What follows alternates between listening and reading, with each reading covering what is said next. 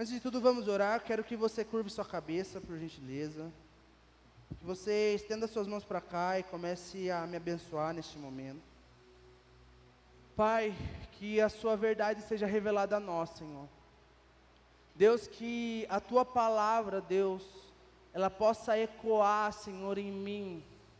Que a partir desse momento não seja mais o Mateus falando, mas seja o seu Espírito Santo falando através de mim, Deus.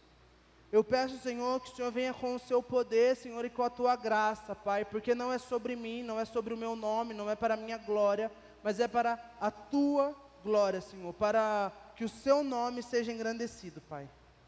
Senhor, que qualquer espírito, Senhor, de egocentrismo, Senhor, de altivez que possa entrar no meu coração, caia por terra agora, Senhor. Que nada, Senhor, nada, Pai, do que eu escrevi possa vir para gloriar a mim mesmo, Senhor. Mas que todos os holofotes, Deus, que tudo aquilo que há de melhor em nós, Deus, aponte a Ti, Pai. Em nome de Jesus, Senhor. Amém. Amém? Eu quero que você abra sua Bíblia comigo em Gênesis 18, a partir do versículo 9. Mas antes de nós lermos, eu quero explicar um pouco o contexto dessa mensagem, desse capítulo. Em Gênesis 15, Deus, ele promete algo para Abraão. Abraão estava lá falando, olha, Senhor, eu não tenho herança para quem deixar, eu não tenho herdeiros para quem deixar a minha herança, etc e tal. E então Deus vem para Abraão e diz, aquele que for gerado será a sua herança. Porque Abraão estava se questionando para que servo ele ia deixar a herança dele. Então Deus olha e diz, olha, você vai gerar um filho e o que for gerado será o seu herdeiro. Então, a promessa em Gênesis 15, mas isso demora para se acontecer. E se você for vendo diante das histórias ali contadas, essa demora começa a afligir o coração de Abraão e de Sara, e até que Sara tem uma ideia. Sara, ela olha, ela fala assim, nossa, eu tenho uma serva, Agar, então eu vou dar Agar para Abraão ter relações sexuais com ela, e aí geraram um filho. E então Agar, ela se entrega a Abraão, e ela tem um filho que se chama Ismael. E então acontece tudo isso, uma tentativa precipitada de adiantar a promessa do Senhor. E em determinado momento, até o capítulo 18, acontece algo legal na história. Legal para a gente pela história, mas para o povo que sofreu não foi legal, eu acho. Deus, ele se levanta contra Sodoma e Gomorra. E a Bíblia é muito clara, falando que mas eram 3 homens, então eu acredito que ali já era uma prefiguração da Trindade. Eles estão indo em direção a Sodoma e Gomorra para destruir a cidade. Mas então, nesse caminho, um deles olha e fala, Abraão, vamos passar lá antes, conversar com ele? E só um parênteses aqui, imagina que louco, você ser tão amigo de Deus, que Deus, ele está indo fazer um negócio, e ele olha, ele lembra, mano, lá em Sorocaba, tem o Enzo, ele é meu amigo, vou passar a visitar ele. Mano, lá em Sorocaba, tem a Gabizinha, cara, ela é minha amiga, eu vou passar a visitar ela. E então, voltando para a mensagem, Deus, ele passa ali, ele conversa com Abraão, e é nesse contexto em que acontece o capítulo 18. Então, vamos ler, capítulo 18, a partir do versículo 9, Deus pergunta, onde está Sara? Ali na tenda, Abraão respondeu. Então um deles disse, voltarei a você dentro de 1 ano, e Sara, sua mulher, terá um filho. Sara escutava a entrada da tenda atrás dele. Abraão e Sara já eram velhos de idade bem avançada, e Sara já tinha deixado de menstruar. Por isso, riu consigo mesma ao pensar, depois de velha e enrugada, eu e o meu senhor já idoso, e ainda assim terei esse prazer? Então o Senhor disse a Abraão, por que Sara riu? Repita comigo, Sara riu. Porque Sara riu e disse, poderei realmente dar à luz agora que sou idosa? Existe alguma coisa impossível para o Senhor? Dentro de 1 ano, voltarei a você, e Sara terá um filho. Sara teve medo e por isso mentiu. Eu não ri. Ele, porém, disse: não negue, você riu. E é muito engraçado essa mensagem, porque esse texto, porque, cara, a promessa era ridícula. Imagina você, uma mulher idosa, que não pode mais gerar filhos, você recebe uma promessa dizendo: você vai ser mamãe. E ridículo nada mais é do que o título da nossa mensagem. Estava aqui, sumiu, não sei porquê. O título da nossa mensagem é digno de riso. Que isso é o significado da palavra ridículo. Ridículo é tudo aquilo que é digno de riso. Mas olha que coisa interessante que acontece com Sara. Sara, ela tinha uma visão totalmente carnal daquilo que estava acontecendo. E ela recebe uma promessa, ela recebe um papelzinho igual cada um de vocês recebeu. E nessa promessa está dizendo: olha, Sara, você vai ser mãe. Olha, Abraão, você vai ter um filho com Sara. E a palavra para rir ali no texto, ela é sarraká, que significa caçoar, zombar. Ou seja, a promessa era tão ridícula, tão fisicamente impossível, que Sara zomba de Deus. Sara zomba da promessa. E então o tempo proposto por Deus passa e voilá. Sara dá à luz ao filho da promessa, a Isaac. Mas Sara ri. Sara, ela desacredita por um momento e ri. E cara, por que será que Deus faz algo tão estranho para nós? Deus, ele tem um estranho costume de, toda vez que ele quer provar o meu e o seu coração, ou toda vez que ele vai dar uma promessa a nós, ela é ridícula.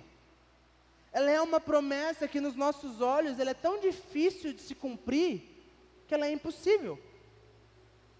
Ela beira a loucura.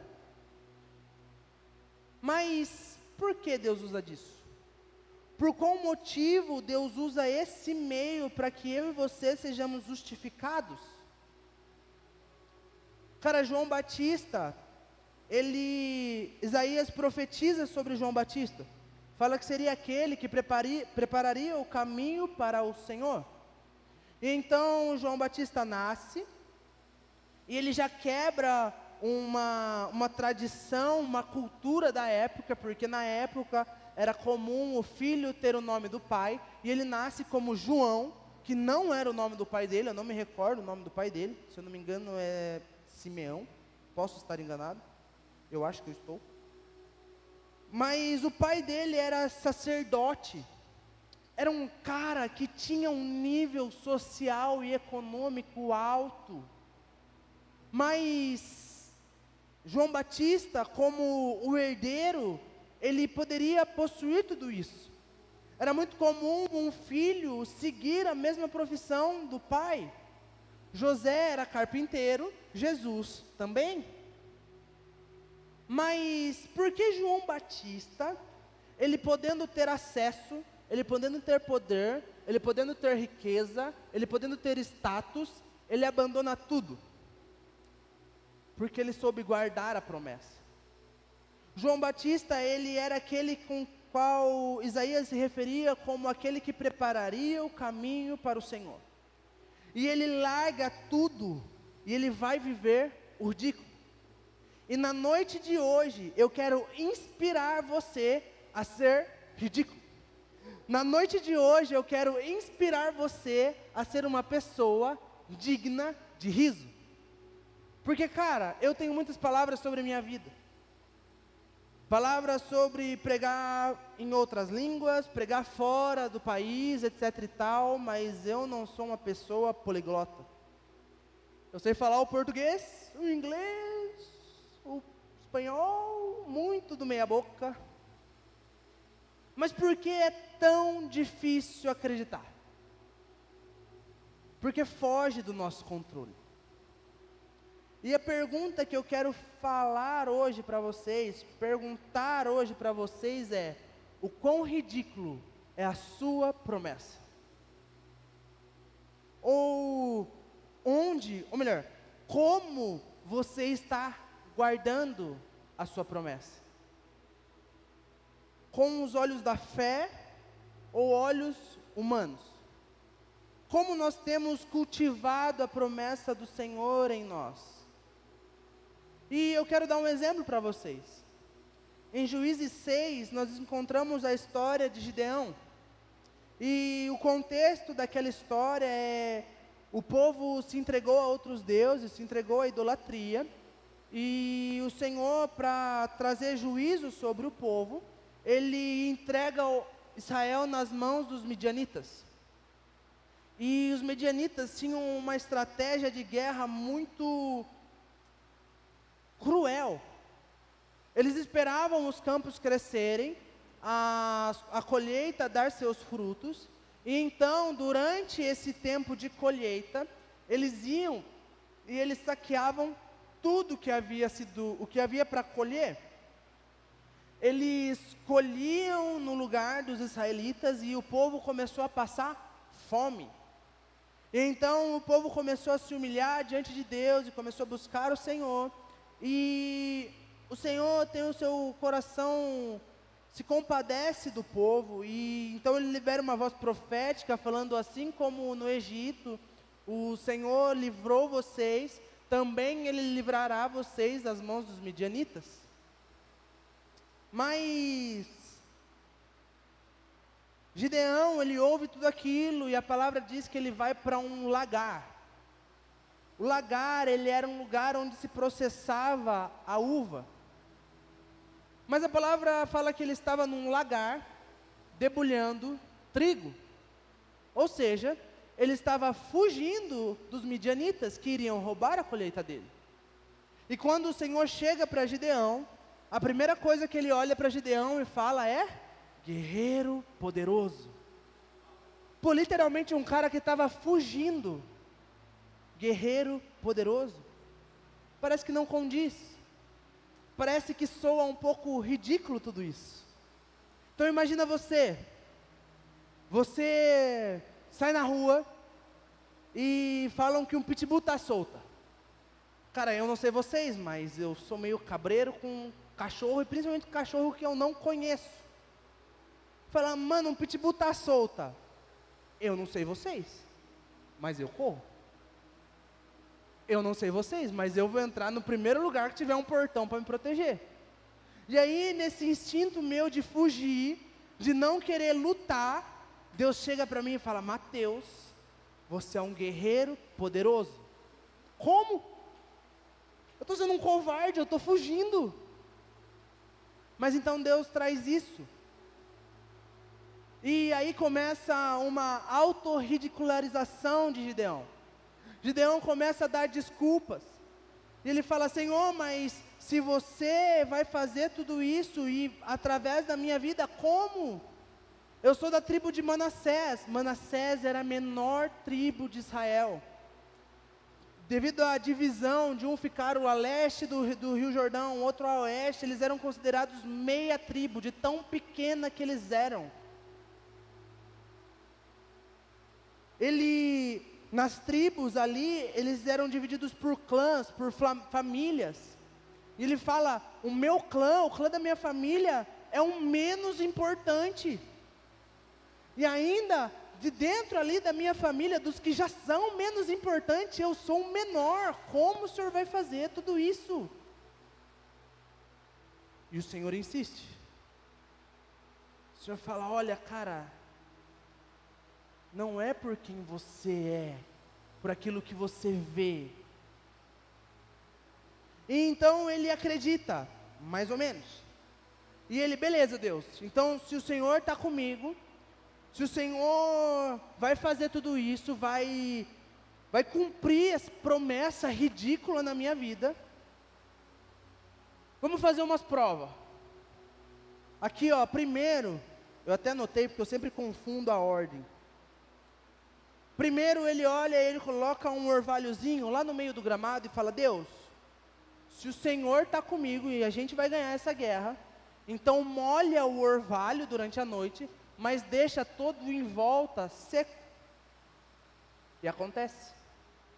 Aí ele, não muito contente de provar ao Senhor já uma vez, ele olha e diz: então Deus, a última vez, agora, em vez de o Senhor deixar molhado o orvalho e seco em volta, agora o Senhor deixa seco o orvalho, mas molha em volta. E acontece. E cara, eu não sei vocês, mas eu consigo imaginar uma cena. Gideão falando e Deus do céu só assim: ah, você vai fazer prova de mim? A hora vai chegar. Eu vou fazer prova de você. E então Gideão levanta os seus guerreiros, e a palavra fala que eram em torno de 32 mil, se eu não me engano. E aí Deus olha e fala assim: Gideão, você confia em mim? Tem muita gente aí. Separa. Anuncia para o povo que quem tem medo, quem está tremendo de medo, e a palavra é clara, ela fala: quem está tremendo de medo, manda embora para casa. Fala para esses não guerrearem. E acontece. E sobra mais ainda um monte de gente. E aí Deus olha e fala: Gidão, você confia em mim? Confio. Ainda tem muita gente. Manda irem beberem do rio, e aquele que beber água como um cachorro, é esses que eu quero na batalha. E aí, cara, nada contra, eu acredito que cada pessoa tem uma visão sobre esse texto. Inclusive alguns dos nossos pastores que já passaram por aqui, eles trazem uma visão um pouco diferenciada disso. Mas para mim é muito no literal. É Deus olhando e falando assim: Gideão, aqueles que pularem dentro da água para beber, esse você corta.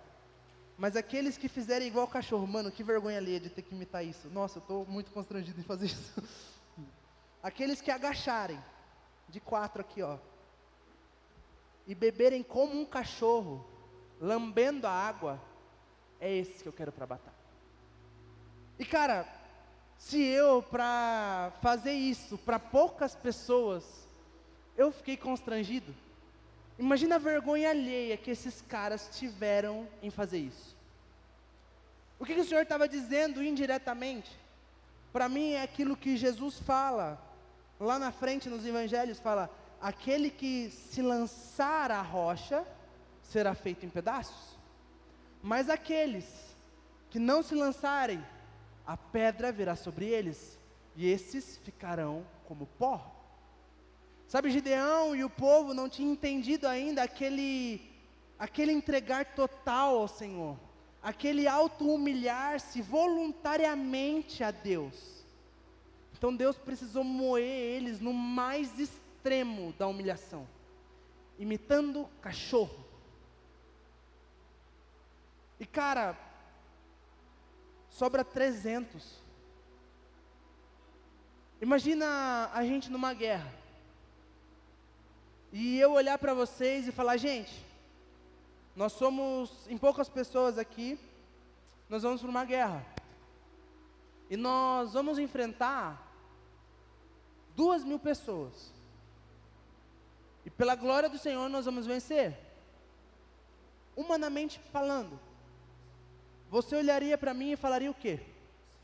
Você falaria: vamos, a gente vai, eu confio em você, Mateus, a gente vai ganhar essa guerra.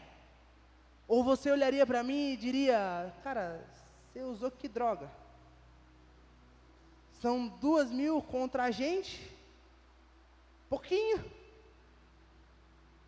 Eu não sei vocês, mas eu mesmo olharia para mim e eu ia fazer um toxicológico, para ver que droga eu estava ingerindo. Porque aquilo que Deus promete, ele é ridículo aos nossos olhos. Ele é tão grandioso, tão extraordinário, que não cabe no nosso palpável. E com o que será que nós estamos preocupados?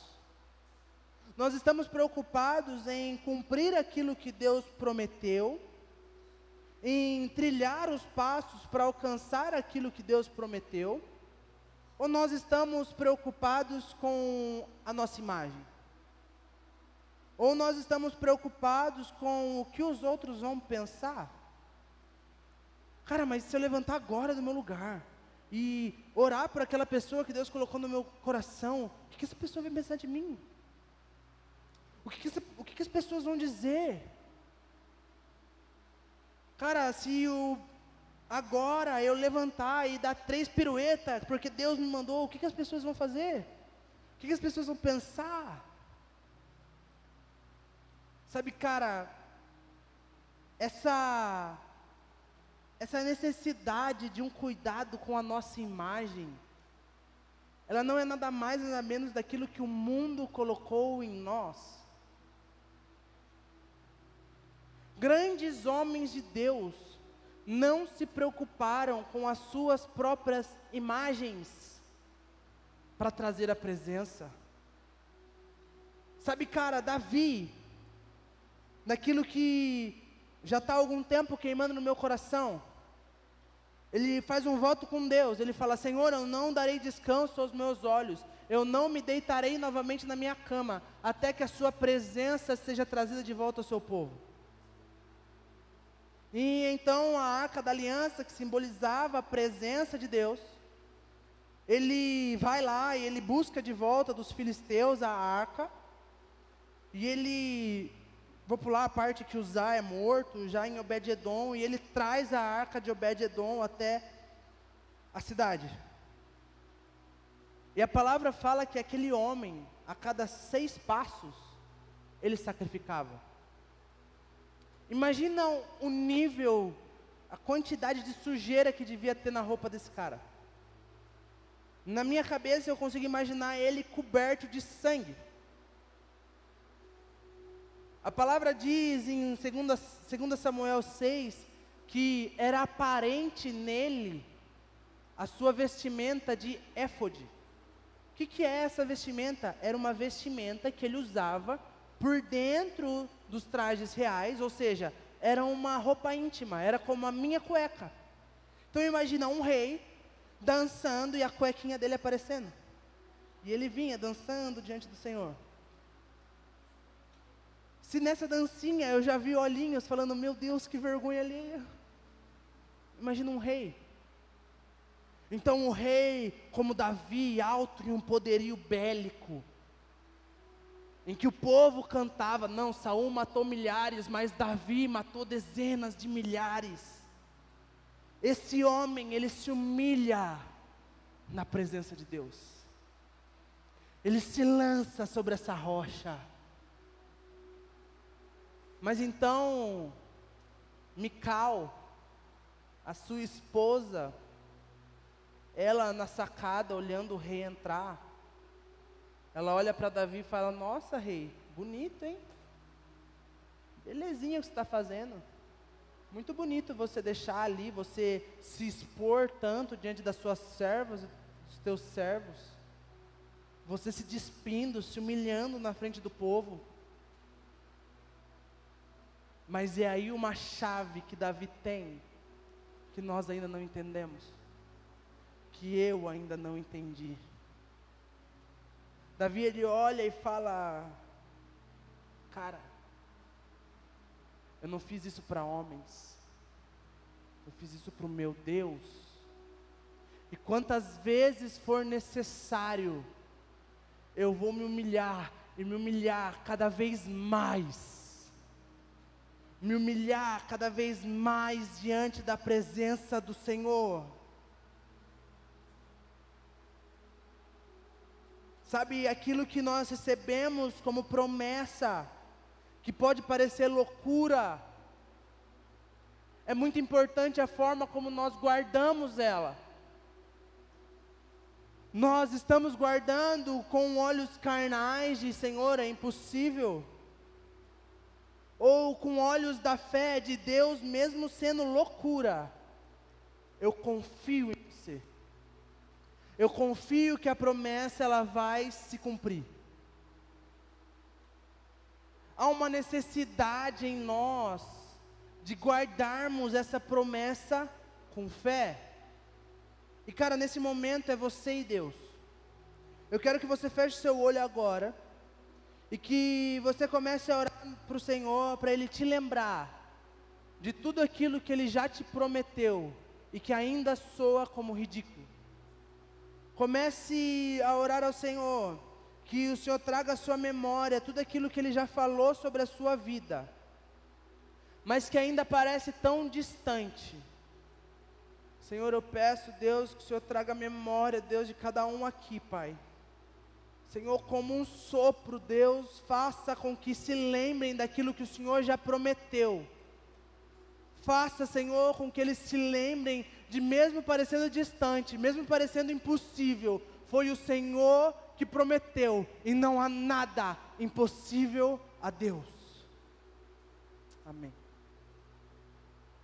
Quantos aí ainda estão com seus papeizinhos? Amém? Todo mundo guardando os papelzinhos? Bacana. Vamos continuar. O Senhor, dia após dia, Ele tem provado o meu e o seu coração, para ver o quão confiamos nele.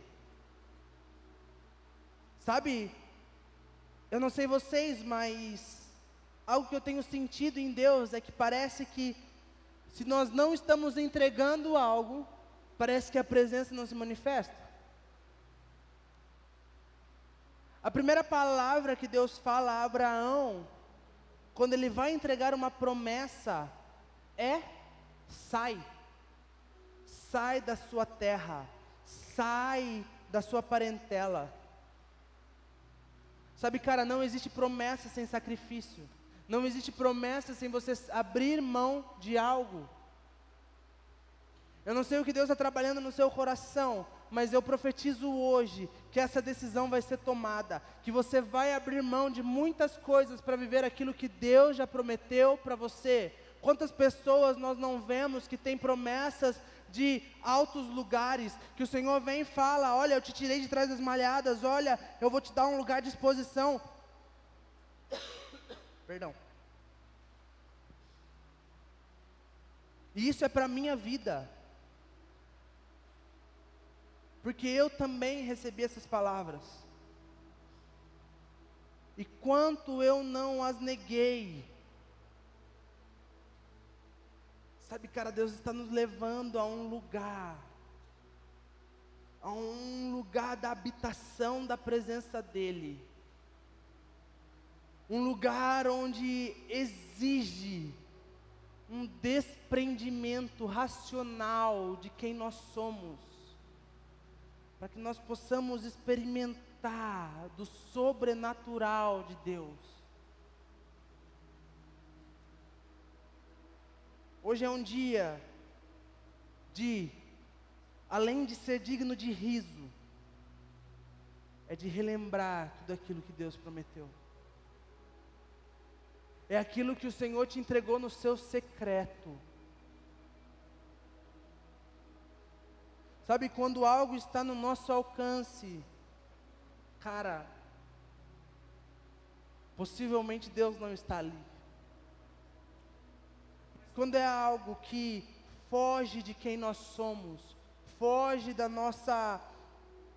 nosso controle, é ali onde Deus é engrandecido. O povo, quando ele sai do Egito, ele recebe uma palavra: vai, conquiste Canaã, porque eu já os dei. E então o povo vai, envia os espias, e como eles guardam a promessa? Eles guardam a promessa com medo de: Moisés, é uma terra de gigantes, a gente vai ser morto. Moisés, eles são muito fortes, não vai dar. Em quem temos confiado? Em quem temos confiado? Israel só passa 40 anos naquele deserto, porque eles pegaram a promessa e eles guardaram ela com medo, não com fé. Sabe por quê, cara? Porque eles ainda tinham medo de ser ridicularizado, de Deus, como a sua nação, como a nação que o Senhor livrou do Egito, vai passar por uma vergonha de na primeira cidade que a gente for batalhar, a gente ser derrotado. Mas eles esqueceram de uma coisa, que quando o Senhor, Ele dá uma palavra, Ele é responsável por sustentar essa palavra. Essa palavra não é responsabilidade minha ou sua, é uma responsabilidade do Senhor, para aqueles que andam segundo o seu caminho, Ele sustém aquilo que Ele disse. Sabe, cara, se você está tomando as glórias de algum processo, isso não é para você, porque a glória daquilo que nós estamos fazendo, não é para o meu nome, não é para o nome do Rafa, não é para o nome de ninguém, é para o nome de Deus. Sabe, a gente tem essa mania de falar, não, Deus está preparando a promessa. Não, cara, Deus não está preparando nada. A palavra fala que nem olhos viram, nem ouvidos ouviram o que Ele já preparou, já está preparado. Se tem alguma coisa que Deus está preparando, é eu e você, para ser maduro o suficiente para conseguir acessar aquilo que Ele já nos deu. E como eu disse no começo do culto, eu sabia como ia começar a mensagem, mas eu não sei como ela está terminando. Neste momento eu quero que você se coloque de pé. Eu não quero que o grupo do louvor venha hoje tranquilo, eu quero que seja algo racional na sua mente hoje. Seja algo em que você e Deus, você trabalhe isso. Quantos aqui se lembraram de coisas que o Senhor prometeu que ainda parecem tão distantes? Eu começo.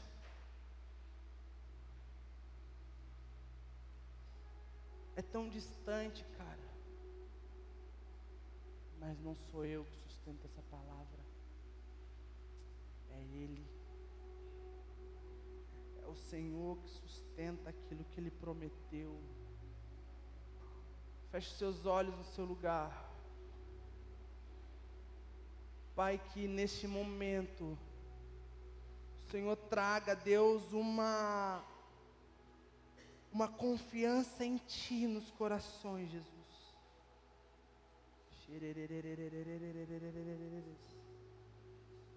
Você que fala em línguas, comece a erguer a sua voz.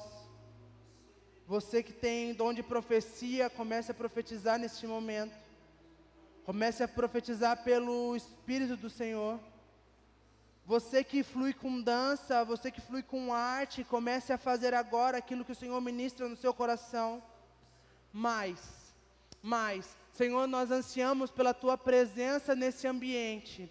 Nós ansiamos, Senhor, pelo Teu manifestar da Tua glória, mas não algo que mexa com o nosso emocional, Senhor, mas algo que mexa com o nosso intelectual, Pai, com o nosso racional, Senhor. Que seja, Pai, uma decisão de confiar em Ti feita hoje, em nome de Jesus, Senhor.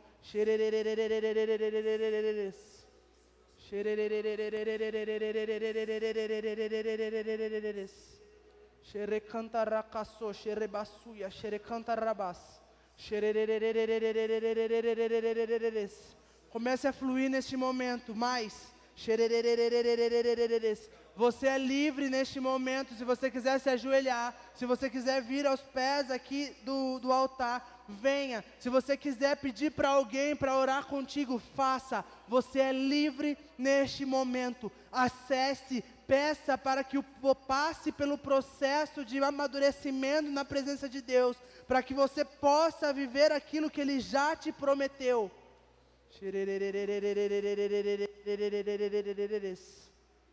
Aquele que sustém a palavra é Deus, mas aquele que é responsável por caminhar segundo o processo é eu e você.